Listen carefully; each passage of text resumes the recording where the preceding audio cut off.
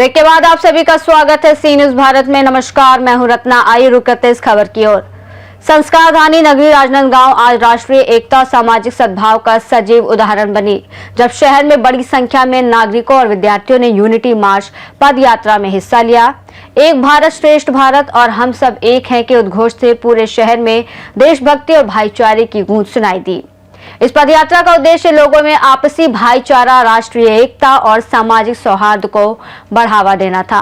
कार्यक्रम में विद्यार्थियों, सामाजिक संगठनों, नागरिकों और जनप्रतिनिधियों ने बढ़ चढ़कर भाग लिया।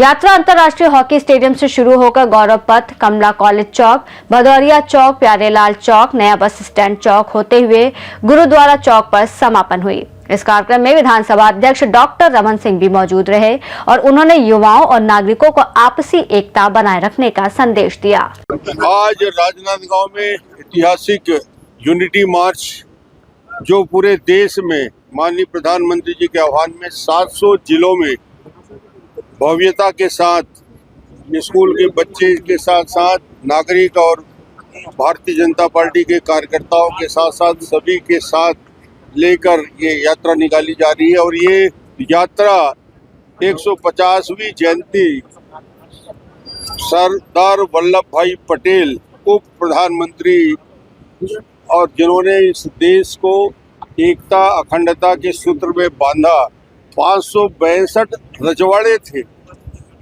यानी हिंदुस्तान में आज़ादी के बाद 562 अलग अलग राज्य थे जो अपने आप को राष्ट्र कहते थे।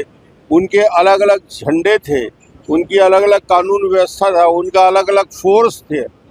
और वो भारत के विलय के लिए बहुत सारे लोग असहमत थे। जूनागढ़ तैयार ही नहीं था, हैदराबाद तैयार ही नहीं था, भोपाल पाकिस्तान में विलय की बात करता था। उस दौर में जब भारत के टुकड़े होने की स्थिति दिख रही थी, वल्लभ भाई पटेल ने दृढ़ता पूर्वक ये 562 रजवाड़ों का विलय भारत के गणतंत्र राज्य में किया। और आज ये भारत एक सूत्र में है तो वल्लभ भाई पटेल की श्वेत क्रांति, दूध क्रांति यदि आई है देश में तो वल्लभ भाई पटेल की वजह से। आज जिस सपना को पूरा नरेंद्र मोदी जी ने किया 370 हटा के, उस जम्मू कश्मीर को पंडित जवाहरलाल नेहरू ने जिस प्रकार अपने नीतियों से, तुष्टीकरण की नीतियों से जिस प्रकार लगातार देश के लिए खतरा पैदा किया, उस सपना को मोदी जी ने पूरा किया। और वल्लभ भाई पटेल चाहते थे संपूर्ण विलय। और आज इसी अभियान में सब हम लोग लग के देश को ये जानकारी छुपाया गया कि वल्लभ भाई पटेल की भूमिका इस देश के लिए सबसे बड़ी थी।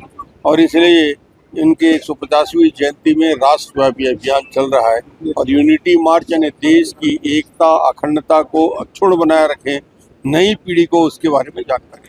राजनांदगांव से सी न्यूज संवाददाता तुलसी की रिपोर्ट। राजनांदगांव की यूनिटी मार्च पदयात्रा ने शहरवासियों में सद्भाव, भाईचारा और राष्ट्रीय एकता की भावना को और मजबूत किया। यह आयोजन न केवल सामाजिक समरसता का प्रतीक बना, बल्कि युवाओं और नागरिकों को एक साझा संदेश के तहत जोड़ने का अवसर भी प्रदान किया। इस खास रिपोर्ट में फिलहाल इतना ही। देश और दुनिया की तमाम बड़ी खबरों के लिए देखते रहिए सी न्यूज भारत।